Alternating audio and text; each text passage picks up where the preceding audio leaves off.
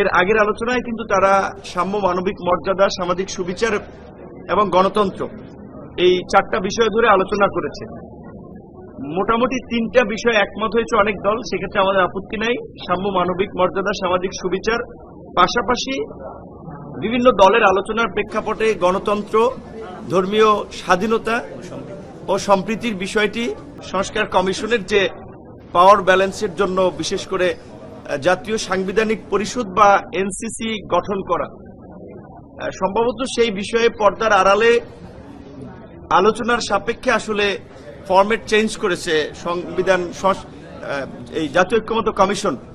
আজকের নতুন আলোচনায় তারা ওই কাঠামোর পরিবর্তে আপনার সাংবিধানিক ও সংবিধিবদ্ধ প্রতিষ্ঠানের নিয়োগ সংক্রান্ত একটা কমিটি, যেটা এনসিসির পরিবর্তে আনা হয়েছে, এবং সেই কমিটিতে প্রধানমন্ত্রী, বিরোধী দলীয় নেতা, 2 কক্ষ বিশিষ্ট সংসদ হলে 2 কক্ষের স্পিকার, প্রধান বিচারপতির মনোনীত একজন ব্যক্তি এবং প্রধান বিরোধী দল ব্যতীত বিরোধী দলের অন্যান্য বিরোধী দলের মধ্যে থেকে একজন প্রতিনিধি, 7 জনের সমন্বয়ে এই সংবিধান ও সংবিধিবদ্ধ প্রতিষ্ঠানের কমিশন গঠনের কথা বলা হয়েছে। আমরাও মনে করি যে আমাদের দলীয় অবস্থানের থেকে জাতীয় ঐক্যের স্বার্থে এই বিষয়টিও ভালো হয় যদি সবাই একমত হয়, এবং অধিকাংশ দল এখানে একমত হয়েছে। তবে আমাদের সেখানে যেহেতু সংস্কার কমিশন সুনির্দিষ্টভাবে স্বয়ংসম্পূর্ণ প্রস্তাব নিয়ে আসতে পারে নাই, আমরা বলেছি যে এইখানে যেহেতু 5 জন কার্যত 7 জনের মধ্যে হবে প্রো গভর্নমেন্ট বা সরকারেরই এক প্রকারের অনুগত কিংবা মনোনীত, আবার 24 সালের মতো আমিডামি নির্বাচন হলে বিরোধী দল সহ তাহলে 6 জনই হবে আপনার সরকারের অনুগত।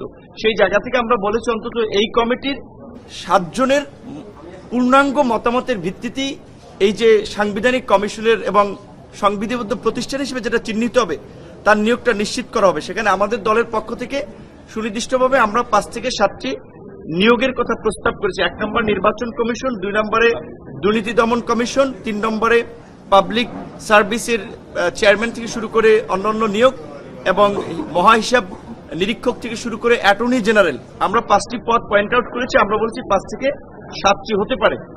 আর প্রধানমন্ত্রীর মেয়াদের প্রশ্নে যেটি ম্যাক্সিমাম রাজনৈতিক দলে আমরা একমত হয়েছি যে 10 বছর অন্তত বেশি নয়, সেইখানে বিএনপির পক্ষ থেকে এনসিসি না থাকলে তারা একমত, এরকম একটি প্রস্তাব যেটা এসেছে।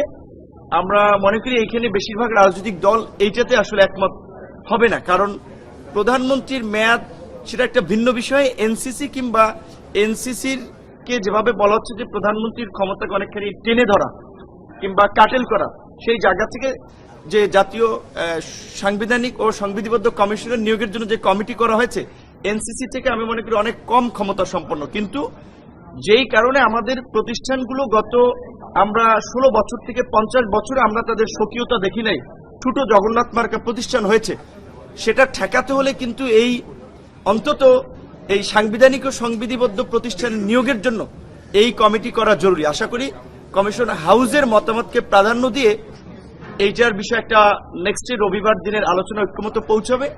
এবং আমরা সকলকে এইটাই মনে করিয়ে দিতে চাই যে 74-এ বিশেষ ক্ষমতা আইন করা হয়েছে, আপনারা জানেন।